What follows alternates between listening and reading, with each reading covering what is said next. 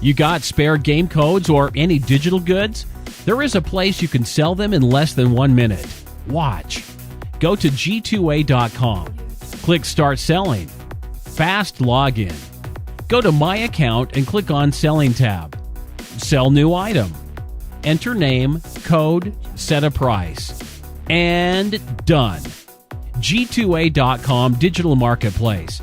Global selling simplified. Hello everybody, and welcome to your coverage of the D2CL. Why do I think I'm hearing an echo? That's probably the reason why. Hi everyone, and welcome to the broadcast. We're here to do Team Liquid going up against the CIS Rejects to see who will be able to advance themselves through from the quarterfinals. This is, of course, it's our playoffs, is what it is.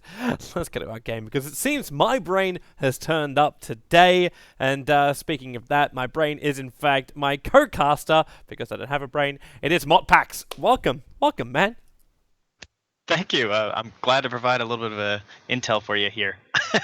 Yes. Please, be my logical thoughts. That's what I'm searching for right now. Well, logically, it looks like we're going to get a Brood Band out, which is a little bit shocking, actually. One of those heroes that's kind of fallen down in terms of favor ever since, I'd say, ESL New York was kind of the big, oh god, everyone run from the spider. But yeah, we can blame Mag for that. First here. We can blame Mag so heavily for that. Yeah. he did things with that hero that there's few other players that like to do with that hero. Admiral Bulldog has actually been showing his skill on the Broodmother of late. Shame we don't see Ice on Broodmother, instead we see him on Timbersaw. Yes. Never forget. Ice definitely one of those ones that really shows off the real scouting ability of the spider, I think. Yeah. Very impressive the way he'll micro them around. He does the same thing on Nature's Providence Treants, too. It's his StarCraft 2 training kicking in. Because he played Zerg for a very, very long time in StarCraft 2. Yeah, that's right. So it's a lot of his Zergling micro skills that come to play. And we're not going to get surprised with this first pickup. I'll probably be surprised if Team Liquid allow the Dazzle to slip through in combination with the Slaughter. And in fact, Liquid will surprise me. They go for the Wyvern and the SF as the counter to CIS Rejects. Yeah, that's really nice for them. So typically, we have been seeing a lot of the SF banned out from the Dire Side team, usually in the first phase. That would typically be replacing the Broodmother right there in that position. So now that means Liquid's going to end up with the Radiant SF, so something they'll be very happy to throw into the mid lane for Fada, or even if they really want to, some of those safe lane shenanigans, depending on what will happen. It does leave open the IO for CIS Rejects, but we do have the Winter Wyvern already picked up for Team Liquid, which is one of those better counters we typically see against the hero. Yeah, and maybe that's what Kuro's thinking about as well. It's like, well, okay, if they pick up Slaughter, they pick up Slaughter. We just don't care about it. Maybe they're thinking about the Ancient Apparition later on anyway. But it's just the combination of Wisp, which did slip through the pool, which teams have been prioritizing. And it looks like Goblike's still going to stick with it. He still wants to have that Wisp in his selection to go with the Slaughter. Yeah, I really like that. I think it's good. It adds even more movement speed to Slaughter early on in the game with the sprint, but you can definitely tell that's something that you're prepared for when you draft a Winter Wyvern early, because it's a really good pick in that situation, because you're countering all of that physical damage from Slaughter with the minus armor as the allies try and jump on your cores, and then of course you'll have the Winter's Curse with whatever they want to pair it up with. One can pretty safely assume they'll probably ban out the Tiny here, I think, unless they end up going for some sort of pick themselves, having the first pick in the next phase. We've seen a couple teams try that, but that seems to be the next big point here for me, at least. You're saying Tiny for CIS or for Team Liquid, sorry?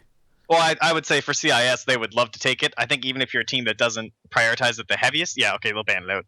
But the only option would be that Liquid had the first pick, so we have seen quite a few Tinies without the IO. Like, maybe you're expecting that going to the next phase, so you just snag it up before they do, and they're like, oh, well, now what? Yeah. So they're going to take out the AA. So my thoughts about what Team Liquid would be looking to pick up, and looks like CIS Rejects thinks the same kind of thing. For Goblike, I prefer him just to see him stick with like this Wisp Slaughter and get some other heroes which are also just run at them style aggressive. Let always want to play this timing style support hero. Let him really shine in his abilities. And just try and man-fight into Team Liquid before they're able to fight. Because for me, I kind of feel like if CIS Rejects hold back and they just go for this timing attack, they're probably going to lose out in this game. Because that's exactly the kind of style that Kuro and Fada love to play. And Kuro will be drafting for. So if CIS Rejects are going to throw a spanner in the works here for Liquid, they have really got to start throwing it. Like, throw their bodies at Team Liquid in a way. Just make sure they live when they do so. Do you think we'll see a Bane picked up here? Pretty common against the Shadow Fiend. You get the Fiend's Grip cancel the BKB when he goes to the Requiem. Also nice because you can roam around, set up Nightmare relocate ganks with the IO pairing. Oh, and Necrophos. That's a scary one that they love to pick up. It'll be good control to have the Bane. Like I'm not against that. I prefer to have something that's a little bit more instant against the Slaughter Wisp. I'd actually prefer to see something more like a Witch Doctor kicking in. Great combination with Necro's heal as well. They can just keep pushing. And now you even want to push it even harder. The other option I was thinking of is a combination, and a hero we were talking about before this, which is Chikiro. Normally you wouldn't think of him as a good counter to a Wisp, but the Ice Path does so much work. They're just going to go with the Dazzle. Well, there you go. It's just being dicks. But it would give them the push power that they already got the ability to nuke down the creep waves. They just need something which can directly damage into the tower. But for now, they can just keep taking out the creep waves. SF will build up enough damage. They'll start burning through buildings. The life sustain on Liquid is ridiculous. Like, you got Grave, you got Shadow Wave, you got Death Pulse. You've then got the counter through the Heartstopper aura onto CIS Rejects against two heroes who are really bad at dealing with that, both Wisp as well as Lich. And then you got Wyvern, who can also Cold Embrace up. And then you got the AoE damage, Razors, Splinter Blast, Death Pulses, the Shadow Wave. It's a heal as well as a damage healer. Like, what are you meant to do? Your armor's being switched. You got Weave on the field against the presence of the Dark Lord as well. So you're giving armor and you're taking it away. Okay, this Liquid lineup, it's... Okay. Yeah, it's looking pretty terrifying, and I think previously, like in the last couple patches, my favorite pairing with Shadow Fiend was the Earthshaker. We saw it happen all the time. He comes in the mid lane, helps save him with the Fissure, make sure he has a decent laning phase, and propel himself into the mid game. But lately in this patch, I mean, this Dazzle SF, it's just so good. Like, if you can get off the Requiem in the fight, that's probably the biggest deal when you're moving into like kind of that middle part of the game, right? Helps with damage reduction, and of course that massive AoE damage. And it is so hard to stop a Shadow Fiend from getting off his Requiem when you've got that Shallow Grave stacked on top of him for those 5 seconds. It's like, what do you even do against this? Like, you're picking up another very Squishy style hero in the Lina. So Slana, when he turns Sprint on, is going to take even more damage. You've got the Lina now who desperately needs to win that lane in mid, but won't really be capable of doing so. In fact, got to be even more careful about getting zoned out by the Wyvern. And actually be even more scared that Team Liquid could run an aggro with this, where you push the Necro, Dazzle, and Wyvern. They're not even all required. You could just run Necro and Dazzle on the offlane if you wanted to. Like, your sustain in that would allow you just to fight against any core which is up there trying to farm. The Wisp and Lich won't be able to drag things back, and if you're committing both to the safe lane, you've kind of already won in a way as Team Liquid. Yeah, I actually think that would be a really good decision to try here. And it looks like they might have been anticipating something like that. Clockwork, kind of one of those heroes that you're fine with throwing in the safe lane, throwing in the off lane. Up against the IO, pretty good, helps split up the pairing, right? I guess with banning out the Gyrocopter, that makes a lot of sense. They do still have the option of going for something like those, classic IO pairing could still be in there. Assuming this is the offlane slider, I think it's pretty safe to assume. And we'll have something like the Sven, or maybe even the Bristleback. It doesn't do too well against the Necrophos, though, so I'm not too sure about that one. You could actually be a dick as Team Liquid and run the Bristleback.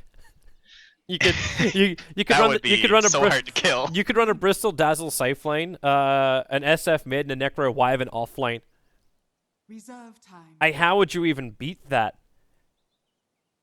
They don't have enough damage. They don't have even if you did pop the Bristleback in a mid fight, you'll have nothing left because CIS Rejects. You got Chain Frost, Laguna Blade with the other nukes that are behind it, but you're normally only going to get maybe 2 Light Strike Arrays and Slaves off with the Laguna Blade during a fight, especially in this kind of fight. And then you got Aslada, who needs to run forward to crush, which means he's got a Blink Dagger timing, which will probably be delayed by the fact he can get completely zoned down the lane. Your favorite hero. Yeah. I was just about to mention that. And the Aslada can't actually 100% chase every time because Scythe doesn't have to kill him. It can just be used as a control factor. Yeah, and I love the Clockwork ban out because it makes a lot of sense, right? Because the lineup that what they're missing on Liquid was the catch. They needed something that can help control in the team fights. Yep. And Beastmaster, I mean, we were talking about before the cast. I love this hero. I think it's so good when you run it. And you're already talking about this Necro Dazzle, possibly even off lane. Putting Beastmaster in the safe lane is probably his favorite place to go if you can get a little bit of an aggressive duo or even tri-lane heading towards the enemy, because it is a little hard for the Beastmaster to secure some farm, especially with a lot of players now going for only 1 or 2 points in the axes and really prioritizing the aura to try and get some early pushes going. And that's going to be great with your SF as well. I just love this hero. Throw out the boars, you got the slows. I'm ready. What a game to have the slows as well. Yeah. I guess you just look at this lineup, but CIS rejects have no jump. Like, that's their primary problem. You get the Blink Dagger on the slider, but we're looking at item ability to jump. He cannot rely on his sprint to do the work. And a Chaos Knight. That's as classic as it gets. The funny thing is, though, I'm not feeling like 666 has the control here as a Chaos Knight.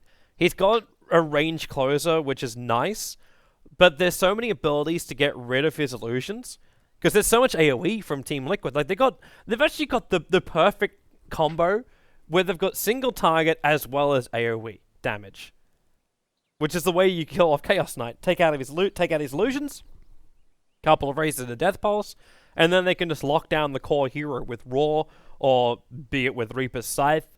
He initiates on someone. Shallow Grave's going to make sure you're going to get one of these abilities off, unless Dazzle's the one being initiated on. But you don't want to be doing that, because then Necro, SF, and Beastmaster will run free. This is going to be a real rough game for CIS Rejects. They need to completely crush their laning phase if they want to win this game. Yeah, and can you imagine what happens in a mid-game teamfight if they lose Ramses, Mr. 666 there on that Chaos Knight before he gets off the Phantasm? Like, where's the damage going to come from? There's a ton of control, and it'll be okay with like the Chain Frost maybe, but other than that, they are lacking quite a bit of physical damage just because Slardar, like, it is pretty hard for him to get right in there and get those punches off, you know, with all the control that's going to be coming out if he's the only one that's going to be doing anything like that. Yep. This is a very concerning time if you're a CIS fan. But the laning phase will start. So what do we get from Team Liquid? It looks like we are going to be looking at the Necro coming down the safe lane. Kuro, a little bit out of position, going to get crushed early on. He might have to level up Shallow Grave to keep himself alive through this one. And what's he going to do? Yeah, there's a Shallow Grave level, but he never got it off in time. The Lich arrived and gave a little bit of extra damage before Kuro was ready for it. And that gives first blood over to CISR. Yeah, and Goblak actually got the maximum value out of that. Didn't he have to skill up the Frost Blast, so he still has Sacrifice ready for the lane? That's the dream for the off lane. It really is. CISR have actually dodged this perfectly, because now they get to run, like, if they want to, they can even run an aggro tri-lane here with Iceberg, Goblak, and Slardar together. Wait, no, he's mid. Always want to fly us there. I'm getting a little bit ahead of myself with solo mid. Oh. But they need something for this CK. Like, Wiz can't hang around mid. Always want to fly can block the wave up a little bit. But he needs to get up there to help out the CK.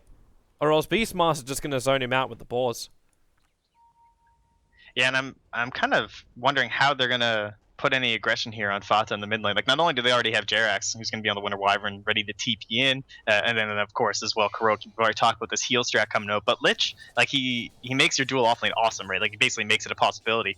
And I wonder if they are just going to leave Always Want to Fly and not just the block, simply because with the Lich, you can't really put the pressure on an SF that you usually would like to. Mm-hmm. Iceberg. Jeez. That's a large chunk of damage very early on. Always Want to Fly didn't get the rune as well. They gave it to the Lina instead, so Always Want to Fly is not looking at an early bottle like he might have hoped for. And that gives Fata a bit of an advantage.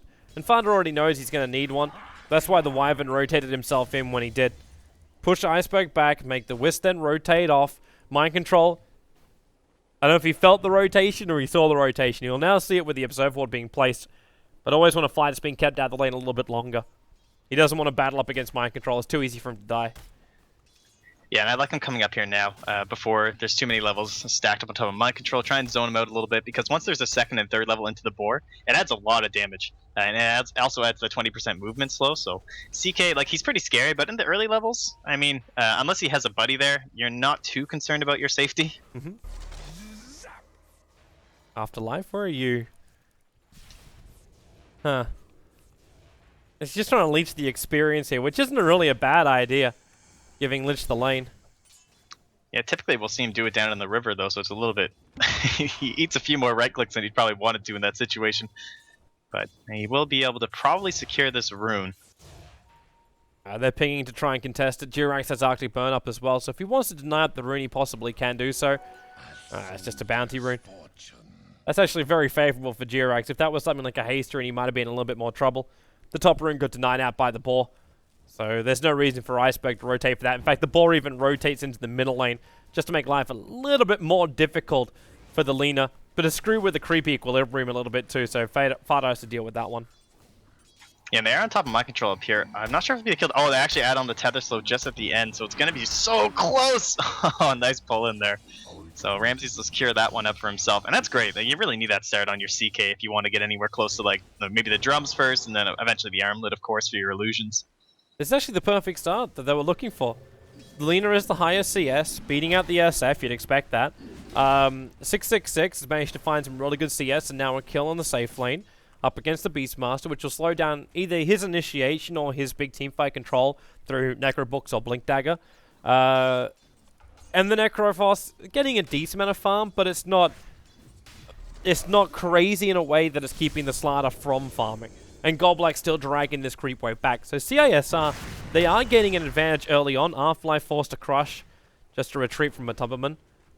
But they're over 1,000 in net worth. Not experience. They did have it at one point, but yeah, this actually isn't too bad. This is a lot better than I thought it was going to be. I thought it was going to be terrible. I guess it's the big difference, probably just the fact that they do have that Lich kind of shoring up the offlane here. Oh wow, they're on top of my control again. Yeah, always on a fly. Spirit damage does a lot. He'll lose his life for this. The ball was right behind it, so the Beastmaster gets a decent amount. CISR dived really deep for that one. They started that just up near the river entrance, that fight, and it dragged a long way down. And this is why it was mentioned just during the draft. I really like the Beastmaster in the safe lane. And in terms of the off lane, this is kind of what can happen, especially if he gets off to a bad start like he did. It's very hard for him to come back. There's no jungling, right? They're going mid. Iceberg as well as always want to fly those razors from Fada in the cold embrace. Iceberg still has some magical damage, but okay, it will be enough to find the kill. Jirax wants to trade off, and Iceberg is able to win out. It's a double kill for the Lina. She'll still end up dying to that one little range creep that was attacking. So it'll end up being a 2-for-2 trade-off in the mid. The Lina dying last, however, means not as much experience for Team Liquid. I wonder if, like, how is this going to affect what Fata wants to do? I still assume he goes for the mech. I don't think we're going to... I mean, we've seen Necro Mech in the past, but I think the Shadow Fiend is still the plan here. And then there will be some group up happening, but with these lower levels on Mind Control, I guess they're probably going to have to wait for he's at least 6 or 7 to add more points in the aura. It's going to be interesting how they transition into the mid game with a lineup that looks like it's designed to 5-man around the 12-minute mark and start heading towards these towers. Of course, another good reason to do that would be you're up against the IO, right? So once he's up to 6, you don't really want to be out alone anyway.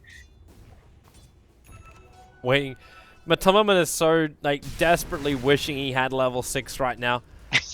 He brought Afterlife down. It was actually a really great combo. They used both the Shadow Wave as well as the Death Pulse to inflict serious amounts of damage into Afterlife.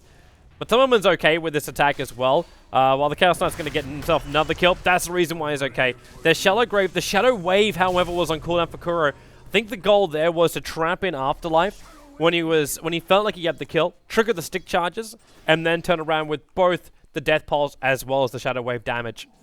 And that would have dropped the Slider down to almost nothing.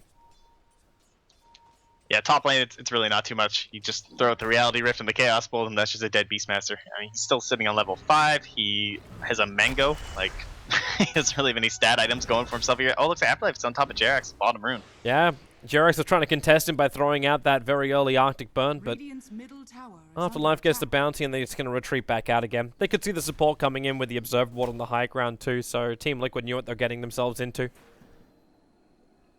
They just don't know about the Dire Observed Ward watching their movements as well.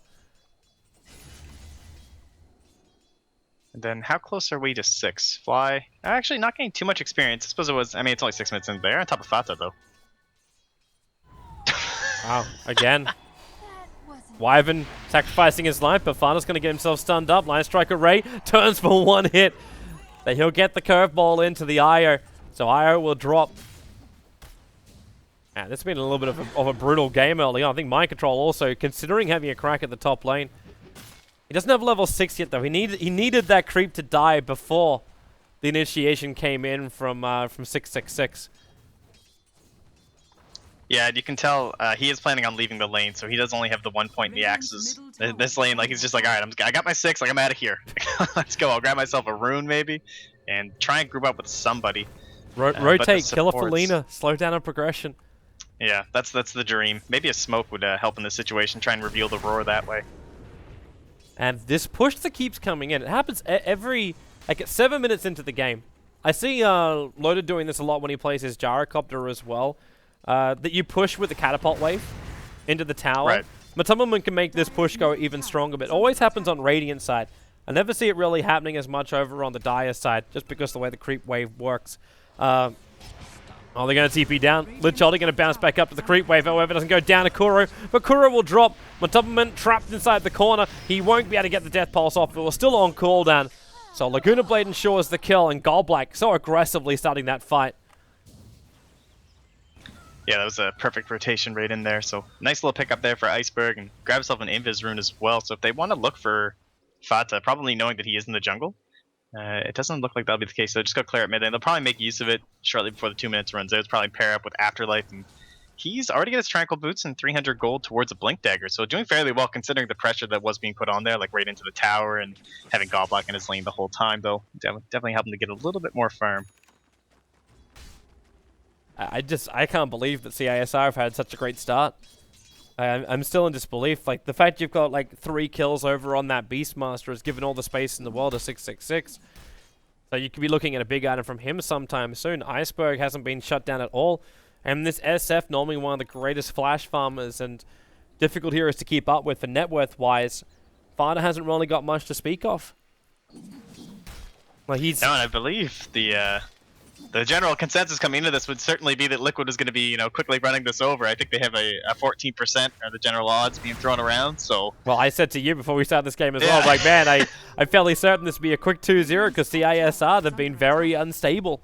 It's almost impossible to say they can win something when you're just not quite sure what team you're going to get to the game at the night. But this team is exactly the type of team which I was kind of hoping for from CISR. It's the aggressive, run-at-you, like even a defensive hero like a Lich, a hero that drags the lane back. Goldblack comes in and is like, okay, boys, I got level 6. Instant ulti. Doesn't care if it bounces. What it did was split up the Dazzle as well as the Necro so they couldn't help each other. And the Lena's rotation timing is perfect. I don't know what Goldblack's done for his boys. mid lane. But it's working. Yeah, Iceberg's in trouble. The rotation from Mind Control is going to come in at some point. Always going to fly. Cannot keep him alive. In fact, may lose his life now. Puts out these spirits to try and get rid of the ball, but fortunately him won't connect. Fada lets the ulti ripped afterlife. Now he's in a little bit too far. Maybe this is the CISR team I was waiting to see. 3 quick kills coming in from Team Liquid. Lich, Lina, as well as Slada all combined together. Yeah, and that's a lot of mech components now for Fata. And so with now, we've got max points into the boar, which is absolutely terrifying. We just saw that roar and the power can be used up against Alina. I mean, we talked about if Ramses isn't in the fights with his Chaos Knights and his Phantasms, it's pretty scary for a lot of these heroes. It's generally rather squishy. If you have the sprint debuff on top of you with Slardar, you're going to be burst down pretty fast with things like the Requiem and even just the little pulses coming out from the Necrophos. Who's also has a haste rune. I just gotta hit a reality. I was drinking the CISR juice at one point, and then I realized this is a little off. We have to remember how strong Team Liquid's lineup is.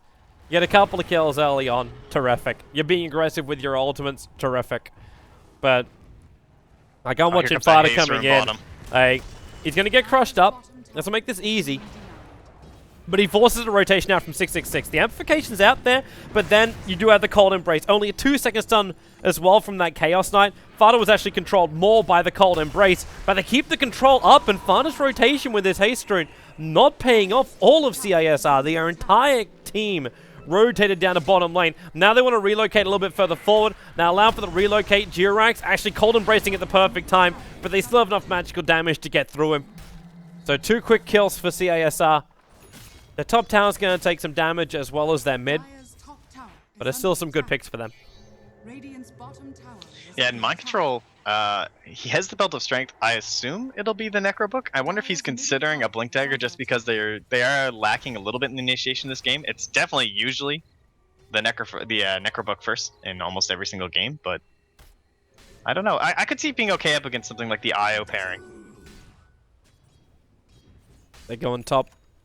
Afterlife's waiting for the Mind Control, sorry, is waiting for the perfect raw time. Keep the ball secret. Hawk comes up so they can see him perfectly. Dazzle's in the neighborhood too, so raw to start with. No need for the Splinter Blast until the creep wave is going to arrive. The Shadow Wave damage is there, and G-Rex can now just let the Splinter Blast go, and there it is. Afterlife will drop. The Lich Holly bounces back over the ball, so again, Goldblack getting no bounce chances out. Not favorable ones at least. They're going to actually curse up the Chaos Knight, allowing the rest of Liquid to retreat back out. Dire's That was a bottom sprinted tower is under Slardar trying to escape right there. The slows. It's actually unbelievable how much slow you can stack on with the boar. I think it's a little underrated. It's crazy we don't see this hero more often in our pub games. Iceberg is going to find with the Invis Rune down bottom on Fata. And Dragon Slave, he's got the Laguna Blade. Will it be enough, though? Nope, not with one Charters. And Fire can also block. He's Requiem up as the relocating knew was on the way in. Always want to fly, takes severe damage from this. And Kuro wants to keep him alive. He's waiting for the Shadow Wave timing. Iceberg going to get that Light Strike Array off, but Kuro dragged back in again. He won the last attack to kill off Iceberg. The tower's almost done it, but Iceberg, the perfect positioning of the Lena, reaches with the Slave to kill off Dazzle. And that's another two heroes Dire's middle tower chalked is up under for attack. CISR. Didn't even need Laguna Blade. If he I was actually, going to chuck it out at the end. if he used it, I don't think he would have had enough mana, right? Yeah, that's true, actually. Got a couple Dragon Slaves off instead. Yep. Jirax, dead. Yeah. That's earn charges plus the rest of it. With Mind Control with the axes, the creep wave just keeps chasing down over and always want to fly. So Goldblack, roared up, always want to fly, going to TP himself out. He's got enough life to survive. Mind Control also will be in the same boat. CK unable to get there in time, so he gets all the way back to base Mind Control in a 1-for-1 trade-off. Yeah, and he does go for the Necronomicon first, so just going to rely on the Death Pulses and the Shadow Waves as well to keep them alive. As Afterlife's coming in, hasted up here. I don't know if he can go solo on Matumba Man, though. This looks a little bit risky. Yeah, just get the heck out of there. If he had that Blink Dagger, then maybe. I think his goal was just to combine it with Iceberg, because he's still got Laguna, obviously. Yeah. So it's that, run yourself in, Dire's top tower crush him up, has been stun him up, destroyed. Laguna, Slave, and Fada should die. And that would delay the mech even further, but they didn't, so Fada now completes up his mech. He's a 1-for-4 SF, but he still managed to finish himself an under 15-minute mech. That's certainly the power of the Shadow Fiend. We've seen it time and time again, but it's kind of absurd what he can really add to any sort of a pushing lineup, or even if he wants to go for something like the S and Y. Just being able to get any sort of a good mid-game item at a decent timing, it adds a lot to a game that when you're losing the laning phase and you can actually make some sort of a bounce back coming into the mid-game. And now we have max points in the Death Pulse. We have drums finished up first on Matumba Man. The Aura strats. It's ready to go here. They're just ready to fight. It's that sweet timing we talked about, like Liquid like to hit. And they're going to hit it perfectly. SF with mech, drums up and running. The Raw's back off cooldown, even level 1 Necro books, ever since their buff, are actually worthwhile having at level 1. And then you still got Dazzle. Now he doesn't, Kuro is bypassing the crapper stability in Dota 2. So there's no points up in Poison Touch. But with the 4 points up in Shadow Wave, as well as the points up in Weave and the 2 in Shallow Grave, he can keep people alive. He can keep them armored up before the fight begins. So CISR will be very apprehensive to jump into a team with such high levels of armor. And then you've still got the level 4 burst heal. So Chaos Knight initiates, and then he gets, damage from the Shadow Wave. Okay, they just smoked up without throwing down the Sentry Ward, and then threw down the Sentry Ward to check for the obs. Well, Beastmaster, under attack. There's your Shallow Grave already. Iceberg wanting to get himself away. Had himself a haste rune. The curse holds him in position, so is the Raw. That Lich Ulti, again, it cannot just bounce, but Iceberg, the Splinter Blast with a Tether heal. He'll end up surviving through this one. And the CK, no, he put himself on a cliffside. He can't Reality Rift down for 2 more seconds. And now, there it is. Brings in Jirax and all of his illusions back again. Finest Requiem a little bit too slow there. As the armlet toggle is kicking in from the CK, Mind Control once more with a 3-man, basically ravaged from the Slaughter, catching out all of Team Liquid. Mind Control will continue to be stunned up. Always want to find they're still battling inside these Necro units, so there's no real mana to work with for him, but Iceberg doesn't really care. Yules is up over on the Beastmaster. He can Laguna Blade if he just wants the instant kill, but instead Iceberg pushing for the extra one. Already got himself a triple kill. Now can go for this Line Strike Array over on Fada. Able to connect as well with Laguna Blade. This is basically an ensured kill, an ultra kill for Iceberg. And CISR, they feel the power of the Chaos Knight, but the positioning of the Lina. Yeah, and we talked about how they were ready for the fight, but that was just one of those situations where generally when you have the Beastmaster, one of the major things you're looking for is to always have the good vision so you're ready to take good fights. But having been initiated on by Afterlife, they thought, okay, we can get this Lina, like we'll pop the Winter's Curse, we'll pop the Roar, and it was all just for the Lina. And then suddenly, or rather, sorry, that was all on top of a Iceberg. And then Afterlife comes in on the Slardar with those big, crushes, had to create some chaos in the fight, and they didn't have Matama Man ready, and the mech wasn't ready. They're trying to converge into the Roshan pit. And man, that armlet just coming out on top of Ramses really shows how powerful Chaos Knight can be. Relocate. As poor Kuro. They headed up to the top lane, and yeah, Kuro a 3-second stun. You just can't go out that far. He might have been thinking, oh, they're not going to commit relocate just for little old me, but that was almost too easy for him. Take him all the way back to base as well. With the death of the Dazzle and now the arrival of the Blink Dagger for the Slaughter, I'm wondering if CISR just feel the confidence where they can force a fight around Roshan. Not even just to take Roshan themselves, even if they do have Slaughter. Their physical damage into Roshan is still fairly poor. But just the fact that you can almost create a fight with Team Liquid. Like, Mind Control's dead. The Sentry Ward of the Diasai is too far away to de-ward. But they just spear it up, they get a kill on a Beastmaster, and with no Hawk vision, they just go on it. I mean, how terrifying is Iceberg right now? Yules, and he immediately picked up that Shadow Blade after the Ultra kill. It's a pretty common build. We've seen it around 70 times all time, and that was the 10th fastest we've ever seen. So, having a pretty good time, I would say, coming out of that in the mid lane, especially with like the nerf to creep gold and everything like that. Getting that sort of a timing in 6.85 is extremely impressive. Mm-hmm. How many times has CK won? Like, he doesn't get picked that often. But this may be one of these games where CK just becomes completely unstoppable. Yeah, Lina is definitely doing the work, but all of these clearances against CK, they're not going to exist once he gets tanky enough. And with an armlet and what I can only assume is going to be an SMY, 666 will be very, very tanky. Yeah, we've seen, what do we have? We had a couple support Chaos Knights being run by Fluff and everybody else over in the NA scene doing their typical crazy stuff. So he's 15 and 10, I believe, this patch so far. But when he's paired up with the IO, he's still 9 and 2. Like, still a very formidable pairing. I would consider it quite different when you're running him solo or with the IO. It's basically like a totally different hero, right? So yeah, running it that way, I mean, it's just as unstoppable as the Tiny, honestly. And they're going to go in again. Yep, Matumba caught out. They relocated down for this, but there was no more support coming in from Team Liquid. They just let it go. The fight was over before the relocate was even done, so you can understand why they did it. And where does Wisp end up? He's back up on the top lane underneath the Hawk vision. But looks like CISR now want to try and make the most out of this Aegis the Immortal. Because why hold back? Like, you got an Immortal Lina who's just wanting to pop off ability after ability. You've almost got a level 16 Lina in 21 minutes. Like, Iceberg couldn't be any further ahead even if he tried. Yeah, and they've seen the Blink Dagger picked up, right? So, yep. Watching that, I mean, you saw them going for this Aura strat, and then suddenly 2,200 gold goes out on Necrophos for a Blink Dagger, but you're sticking together, you've got your IO partnered up with your CK Slardars in there bashing people up, so honestly, the Blink, it might secure, like, if Liquid win a fight, he might be able to blink forward and guarantee the ultimate on top of someone to stack them out for the next fight, like they just get scythed. But in terms of the actual engagement, I'm not sure how much effect it's really going to have in this case. It's all about the initiation. You use it as a raw, almost. Goodbye, Wyvern. It was really, really nice knowing you, but Iceberg found you. This is actually something, too, which I remember was I think it was DreamHack, Dream League 2 seasons ago, when Matumberman first really made his appearance onto the scene, and he came out with his Blink Dagger Necro. And it was all about aggression. It was all about him being the one to jump in and using it as a stun and not a kill. Like, that's that's what it all was.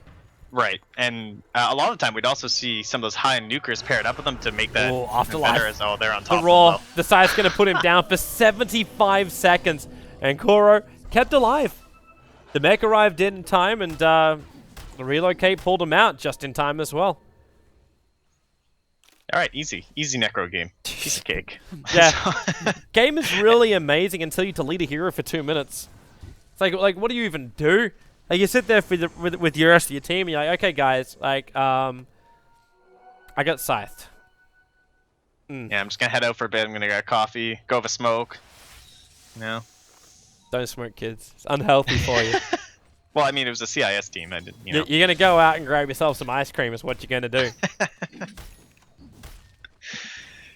And they also have the mech finished up on Goblak too, so it's a little bit, I don't know, you can kind of make those last second saves on top of someone who Matamba Man's trying to target down, but it definitely helps for a push like this. Still gonna be able to make good use of that Aegis. There's about a minute left, I believe. I guess I'll check the pit there. Yeah, about a minute left, and they can probably get another tier 2, although it is getting a little bit scary with the Roar coming back off cooldown. They want to force a fight. That could be the dream. Like if you can get a pick off, like just to relocate up, take out mind control, and then get yourself back, like that would probably be the best choice here. If not, you'll be forced into this tier 2 tower trade-off. Also in a bad position for CISR. Okay, they're going to commit Phantasm. Yeah. They're going to push as quick as they possibly can. There's the relocate up. So while the Phantasm's going off, mind control. Wow, I love it when a plan comes together. But Aegis, the immortal fighter, he was winding up for the ulti. The Glimmercape protected always want to fly to snuff. He's able to relocate himself back down the bottom lane, where 666 is still trying to complete everything, which is able to do so. Takes out the tower. And maybe... No, he can't get himself in range of Jirax. So he'll survive there. Iceberg, however, the side... And they brought him down low enough. 100 seconds on the sideline. It was nice knowing ya. This would have been the greatest trade ever for CISR if he could get back. Yeah, if the timing wasn't off for that relocate where he was back up from the Aegis, but I think he did... I don't know, he got a little greedy there, sticking around that long. I think it was fairly obvious the rest of the team was there. And of course, now you can never count out the vision. Not only do they have the ward, but you always have to be worried about where the Hawk is. So a nice little pick off there to snag up Iceberg. And that's huge, right? Like 70 seconds now? That might secure a second tier 2 if they can push out mid fast enough. Mm-hmm. Good shot. But then again, they're not really focusing on pushing. They're focusing on their farm at this point. I'm wondering too, like, so what was the build we're talking about from Matubberman? Like Necros, like what's the dream? You got 3,000 gold. You've already got blink drums. Your life is looking fairly decent. Is it enough? Do you need more? Do you look for armor? Is that the play? Well, there's another relocate gank. Yeah, armor was the first thing that came to my mind. Would have been something like the Shiva's Guard, simply because you are running an aura strategy already. You're up against the Slardar. You've got the Dazzled on your side as well, so you can kind of stack it all up on top. A lot of people will like to go for the Agnums here, depending. Without a lot of heavy nukers, maybe that is an option here. Like if you don't have the SF, there's no Lina on your team, there's no Lion or anything like that to try and lower down their HP for the scythe. So I could see that also being an option for him. Mm-hmm. Probably not the Dagon though. No. No. Please no. Anything but the Dagon. It is not a requirement in this game. You know what I'd actually love to see the resurgence of is the double necro books.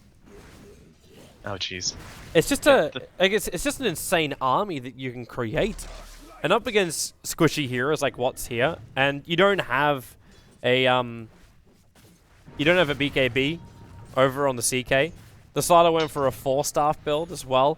Like they don't have this immunity either, so there's gonna be nothing to work with for the CK and the Slider.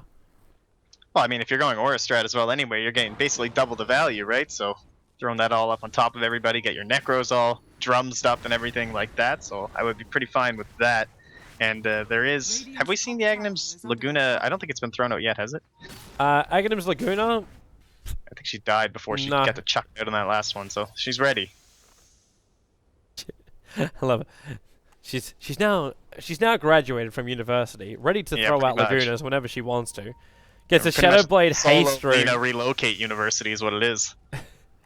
That's actually not a bad thing. Like it's really not a bad thing. Like you don't always have to take a core as well with a Wisp. You can take a support. Maybe not in the case of a Lich, but if you had yourself like a nice stunning initiating support, just relocate him in. Get in a real nice position. Good control area. We actually seen it with, like, if you go back to the old schools with TIE Hunters as well as Enigmas. Radiant's Those top guys were tower crazy. has fallen. Oh, great time to get that reality rift off. Mind control, perfect stun control. You do have Kura getting that Shallow Grave up, so mind control will survive for the moment. The Lich Holly again looking to bounce. That Reaper Scythe can't find the kill, but the Curse will buy a lot of space. Jurek's a perfect position for that, but he's still losing his teammates too quickly. 666, he just keeps armor toggling through the fight as well. You got nowhere to really go as Team Liquid. You think you got yourself a fight. The buyback on the Wisp came in pretty early as well from Always Wanna Fly. But you just lost your cause for no real gain. Under attack. And shortly before that fight started, there actually was a sentry ward up over on this cliff for CIS rejects, and they spotted the Hawk making that arc movement up over towards this direction. And so I think they actually understood exactly where the smoke was coming from, because you could tell by the positioning of Goblack over in these trees. He was completely ready for that initiation and immediately popped out with the chain frost right on top of everybody. I was down with that. Smart play. Radiant's Very, very top smart tower play. is under attack. The CISR, man, these guys, I'm loving how they're playing. I got a little bit apprehensive halfway through what we've already had, but now CISR. Well, it's a little scary when you're almost 4K up at 8 or like 7 minutes, and they started to drip back down. But they've certainly brought it back now. It's around 10K at this point. Their only downside is they have to wait for Roshan. He's got himself just over 2 minutes of the 3-minute potential spawn time. They'll probably just keep looking, but CISR have got everything else going for them.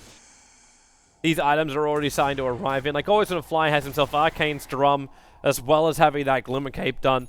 The CK is almost, in fact now has completed his BKB. You've got double 4-stars on Goblack as well as on the Slaughter, so they got ways to get yourself in and out of fights, or potentially catch other players out of position. It looks like Lina as well is building into what I can only assume is going to be a scythe? Goodbye, Beastmaster. That was really weird. They ran an invis past the Necro 3, but he just didn't. Maybe he thought he was dead anyway, went for a last hit, I'm not sure. But alas, I have no answer for you. A fortunate Roche timing for Liquid, at least. It'll give them a little bit more time to prep themselves. They need the Hawk over that pit if they want any hope at this, but I'm not so sure right now. Will Lincoln Sphere actually block the Scythe? Yes. Okay, then in that case, I changed my mind on the Lina. It should be a Lincoln Sphere. 100% it should be a Lincoln Sphere. You can get rid of one of those big ultimates so easily. You have to have it on first, though. If someone gets scythed up, you can't stack it on top to stop the damage or anything like that. Yeah. But you have the glimmers, right? So you already got that and Always Wanna Fly. The bane of the Necrophos' existence. Roshan has fallen to the dire. Roshan dies so early. Having Lincolns as well as having something like an Aegis the Immortal, however, like then there's nothing Liquid can do to keep that Lina down. And she'll probably bring 2 or 3 of them with her before you get a kill the first time around. Radiant's top tower is under Such a great attack. game for Iceberg. In fact, yeah, there it is. Lincoln Sphere recipe's now being built up. Yeah, it's just so good against the Roar as well, and the Winter's Curse. It has a lot of value in this game. Invisibility. So, And what team do they have to pop it? the Lincolns. Yeah, they basically have like the Necro, and but they have Shadow. No, he hasn't skilled up the Shadow Poison yet, or Poison Touch rather. Bottom lane. Relocate's coming in a mind control. Already amplified, and a 4-second stun for the CK. He didn't need the extra luck with that, but he'll take it anyway. And this Beastmaster is the 3rd lowest net worth on the field. Necro 3 or no Necro 3. This Beastmaster still doesn't offer enough. And Iceberg's going for a solo kill over on Fada. Missed on the line sector. Expect Fada to come in a little bit closer. So you're going to use up to buy some time for Afterlife to come over. They'll get the crush, but the call back again. Iceberg, he's already down. The Slaughter dies so quickly, but the revenge is just too much. Okay, 666 with his BKB timing. HyperX controlled. I actually thought this was going to be the dream right then for Liquid by getting that curse off, but it's actually a nightmare. A triple kill arriving in for the Chaos Knight. Radiant's middle tower. Yeah, is it was a under nice attack. curse, but I think they were lacking a little bit of vision around the surrounding area. Just simply, just the way it makes it really hard to fight when you can't see anybody. So that can sometimes be an issue. And yeah, and you talk about mind control this Beastmaster. One thing that we have seen on some of these heroes that don't necessarily always go for blink first in the off lane, like Beastmaster's probably one of the prime examples, but whereas he's like, he'll occasionally get Blink or he'll get Necro, we do often see them pick up the Blink Dagger earlier on simply because of the relocate ganks. It can make a huge difference in your potential of actually getting picked off. It looks like they'll be back up in time for a fight here. I don't think they want to back up CISR. You still got the Aegis Maul and a fresh Lincoln Sphere over on the Lena. You don't have your Phantasm available anymore, so 666 really isn't in the greatest position to fight, but Iceberg doesn't care. He knows he can get away with murder, and that's exactly what he does. The Roar's over on the Chaos Knight. Mike, always going to fly, going to relocate him back away to safety. Took him all the way back to base, so Iceberg's got to stand here on the front lines. He can't really retreat. The Death Pulse is too far away. Might almost be worth an Ice Armor over on Iceberg as well. And here's the relocate back again. 666 instantly into the BKB. 4 seconds done over on Mind Control. The Charlotte Grave will give him that space to stay alive, but the Lich holding, bouncing around inside of Team Liquid. He TPs away to safety. I can't believe he gets away with that one. While 666, he's just scythed down. Iceberg doesn't have his Laguna Bay back again, but the physical damage not enough to kill off Farter either. Or run himself away. The drum charges just trigger him and run. But then again, it's Liquid on the chase after it. Matoma Man a little bit too far out. Amplified up. Where's that Laguna Blade? 1 second till it's back off cooldown with the amplification over Matoma Man. It doesn't really matter anymore, but at CIS, they will be backing themselves out of there. Nice shot like Grave as well from Kuro. Yeah, some big plays coming out there. And in the end, though, they just cleaned up a ton of golden experience. Around 3,000, 1,700 hang over towards your Necrophos. So he's already got that BKB. He's well on his way to another core item. And 5,000 experience. That's huge for these. Well, it's going to be huge for the Dazzle. Unfortunately, we saw poor Jerax get deleted at the start of that fight, so he doesn't come out on top of that. No worry. He's so close to level 11 as well. Don't even know what Jerax is meant to do. He doesn't have like a Blink Dagger or a Force Staff. If he had a Glimmer Cape, like then maybe he could do something more for his team. But right now he really is just like he's a level 1 Cold Embrace. You actually hurt your teammates more by throwing that out. Yeah. Yeah, I would agree with that. I think rather than going for the Glimmer Cape in this situation, looking at the position they're in, I'd actually like to see him go straight into the Blink Dagger. It can help in situations where you're being picked off with the Solar Recate. You might be able to live. It's probably unlikely. But the big thing is that for the next high ground push, you're ready for that perfect initiation. And like you thought it was going to work out in the Radiant Forest, didn't quite pan out for them that time. But if you can get the same kind of effect on the high ground with a lot of your allies nearby, that can be the continuing turning point that they're looking for. Okay, for now, CISR, like they just have to wait it out. Like you don't have the Aegis Immortal anymore. Actually, then again, do they? Like they're grouped up fairly. Okay, they're all on the mid lane at the moment, but they're being pushed out the top lane. You could just start your split push, relocate in with the CK, force out one lane, get a reaction out from Team Liquid, and then just poke through that mid. The tier 3 tower's already down, so it's not as dangerous pushing up into the high ground. And now Slaughter, okay, he scouted out Jerax. The relocate came so quickly as well. Always gonna fly is being so liberal with this ultimate of his.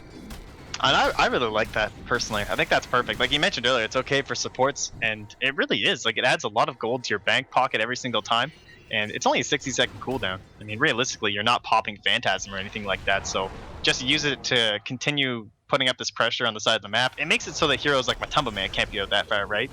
Mm-hmm. You're kind of instilling that fear. And Necro just has to hide away. Because there's no way for him to survive. Even with his casual plate mail and BKB, he doesn't have enough to really survive. I'm looking at this SF too. Like, Farder's got a lot of money on the back of him. It might be a decision being made by him as well. Like, okay, the decision's being made. It is going to be a Skadi. Probably a very easy decision for him. And the Shiva's Guard is coming in from Matumbaman. Like you want to think that you need the BKB because that's like the default survivability item. Like I needed this game, but you're up against an Aghanim Scepter, Lina, and a Chaos Knight. In the end, that added HP from the BKB just simply won't be enough, and the Scotty, you just have to go for the mass HP burst instead, and also give yourself a little bit more offensive capabilities for when maybe they do get locked down by the Winter's Curse or the Roar. So it's offensive capabilities. I'm a CK. I got 3.4k life with my armlet turned off and even a heart. he can actually keep this armlet turned on fully now because he's got the heart. Like, the regeneration is going to remain, so he's almost got 3.9k life, 22 armor on this CK, thanks in help to the Vladimir's aura as well. It's a wonderful day to be a CK. Even Well, we even the will now Lena. have the blink. The Lena could be looking at something else quite powerful too. Like she's got 4,400 gold on her right now with 2.1k life. Like Lena's actually quite damaging, Double damage. and maybe that's the path she should go. Like maybe we look at her as being a physical damage dealer as well to back up that CK because you need something physical to help out with the slightest amplification. Similar to the like the AC Queen of Pain kind of an idea going on. I I don't. don't actually go for the refresher. Okay. All right then. That's not where my mind was headed. My mind was actually headed into physical damage items. So you could predict the SF will be moving into a butterfly, and you complete up something like a Monkey King bar already. Just get that physical damage out. If you're worried about the push, you could even build into something more like Maelstrom into Mjolnir. Put the disco shield over on the slider and just go nuts. Another option. I was actually expecting the Boots of Travel to come out first. I thought maybe just to kind of stay on top of these relocate ganks, but they're doing a good enough job already, maybe without her being involved. So just use the Shadow Blade for the movement around the map. And now with that Lotus Orb being purchased up here for Afterlife, looks like it's not quite done. Just needs a couple more components here. That's gonna be pretty scary. Something the Man's gonna be very cautious of, and he'll basically have to Reaper Scythe, or sorry, have to BKB whenever he's gonna throw with that scythe now. It's.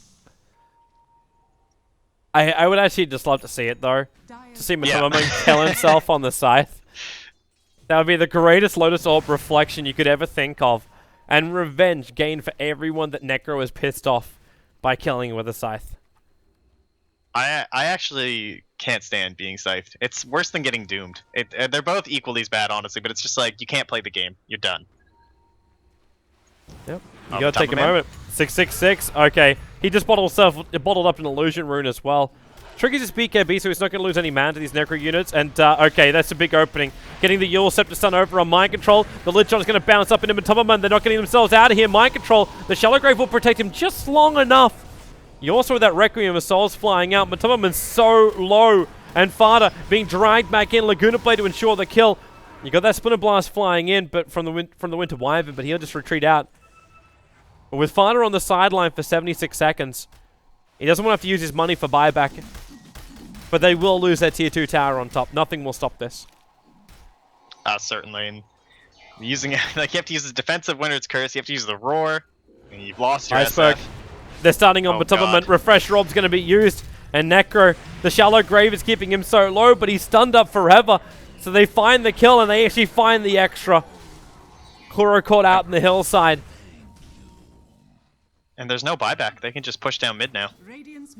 I wonder if they still want to go in through top, however. Because you're battling up against the backdoor regeneration. The creep wave's too far back. So you can at least take out the tier 2 tower and then go into the mid. Yeah. And Godblack's trying to get it. So you guys head top. I'll take care of this. I'll meet you in the mid again.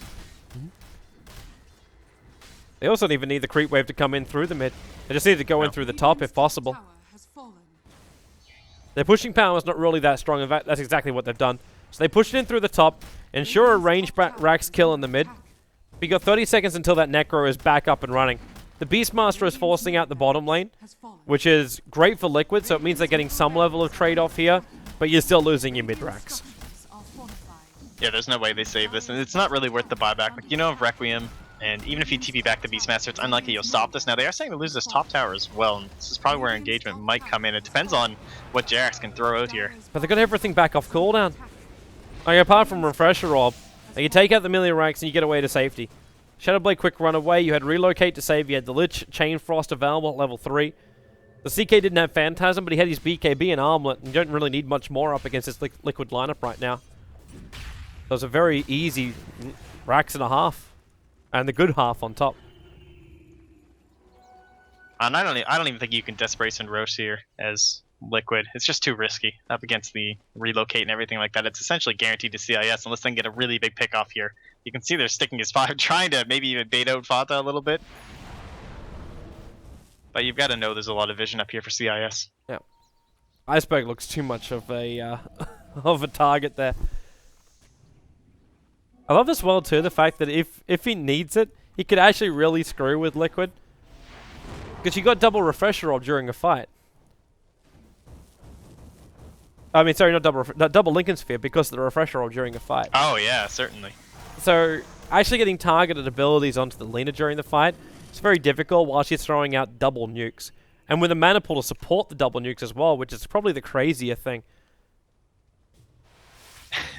This poor Matama, there's now 2 Lotus Orbs and the Lincolns with the refresher that you're talking about. It must be terrifying for him to try and throw this ultimate right now. It's an Octarine on the Lina. Holy crap. Oh, I love that with refresher. And she would actually go from like 0 to 100% with almost one ultimate.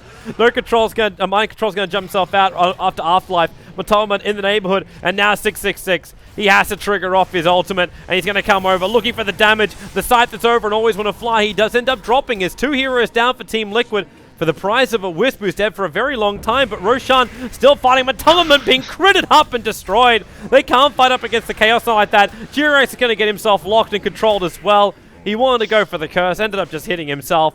Iceberg being Lotus Orb protected. I think this game is actually over. Like, they're going to take Roshan, they take the Aegis, the Immortal, there's Aegis, there's Cheese. And Iceberg didn't even have to use his Refresher Orb during the fight. Good luck.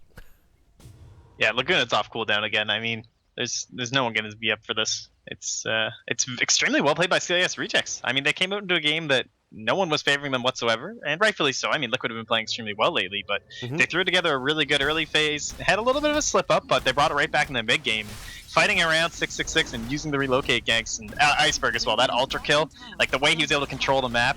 Oh, as they just jump in again. I mean, Matama is just dead. Woo! Laguna. It's well played. Yep, GG. CISR will take game number 1 in style. With a strong laning phase, some very good early kills, and a great rotation into the mid game. As we saw, the major problem for Team Liquid, their draft, it never felt like it came online. Like, the SF had a decent amount of power, but the Wyvern never really controlled. Kuro did everything he possibly could for that game, but the Beastmaster was just a non-influence. I actually kind of feel like the Necro was also a bit of a non-influence. He got 8 kills in the game, sure, but he didn't zone out the Slanter enough. Slanter still hit that Blink Dagger timing at a decent point. And the Necro Blink Dagger early on, there was no kills that came after its purchase. Yeah, they kind of threw Mind Control over to the Wolves in the IOCK lane, and I don't know. That's why we see him running safe lane so often. It's just he can't really offer that much in a solo off lane position, especially against a strong duo like that. So maybe they'll look for some sort of a dual lane coming to the next one. I guess we'll find out. Yep, there we will. Stay tuned, everyone. We'll be back for game number 2 of this series. Best of 3. The winner will move forward. The loser eliminated. There is no other choice there. The winner will play up against GB, who were able to 2-0 out Hellraisers in their series last night. And this will push you into the semi-final. So we've only got ourselves, what was that, 5 teams left. We eliminate 1 tonight. So stay tuned. We'll be back for game number 2.